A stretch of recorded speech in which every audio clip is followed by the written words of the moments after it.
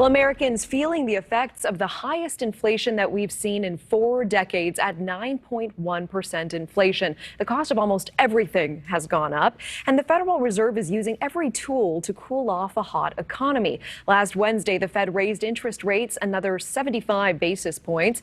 This marks the 4th rate hike so far this year, the most aggressive monetary tightening since 1994.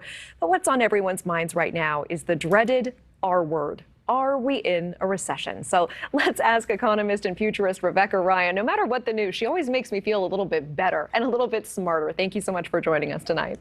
It's great to be with you, Natasha. Are we in a recession? No, we are not in a recession, not yet.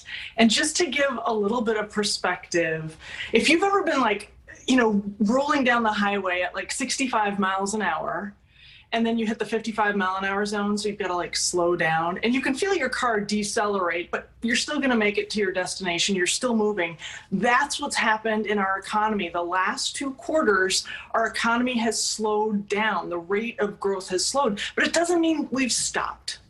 Okay, appreciate that context, but what does the Fed raising interest rates yet again mean for everyday Americans? Can we shed some light on that? How are we all going to feel this impact? Well, the first thing is, I don't know if you get yours electronically or if you get it by mail, but you're going to notice the fine print on your credit card statement. The prime rate has gone up, so your interest rate's going to go up. So for consumer credit cards, we're seeing the highest interest rate we've seen since about 2018 or 2019. And on Main Street, if you're a small business, you're going to notice the same thing. It's going to be more expensive to borrow money. Yeah. So where do we go from here? What is the bottom line? Yeah, I think the bottom line is watch and wait. For everyday consumers, what we're doing in our family is we're watching our budget more carefully. We're talking before we're making, big expensive moves. And we're trying to be really mindful of just watching what the signals are. As I have said, I think almost every time we've been together, it's really important to look in your own environment. So if you have a job right now, are you noticing your own workplace starting to lay off workers? Are you noticing your industry starting to lay off workers?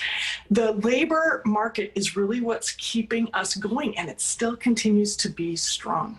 You have such a zen calmness to you, Rebecca. I truly always feel better after speaking with you. Can I ask, as a futurist, what is the thing that keeps you up at night right now in regards to our economy and our country's future?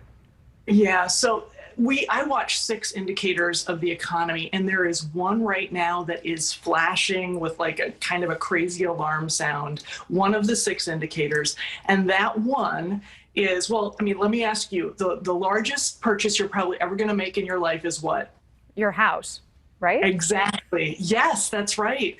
The largest purchase many of us will make. And what we know right now is the permits for new housing starts for new houses has gone down. It's been going down and down and down. And what that means is about 6 months from now, we're going to see a lot less money flowing through the economy. So that's the thing that's keeping one of my eyes open at night. Thank you for watching. Go to newsnationnow.com to find NewsNation on your television provider. And don't forget to click the red subscribe button below to get more of NewsNation's fact-driven, unbiased coverage.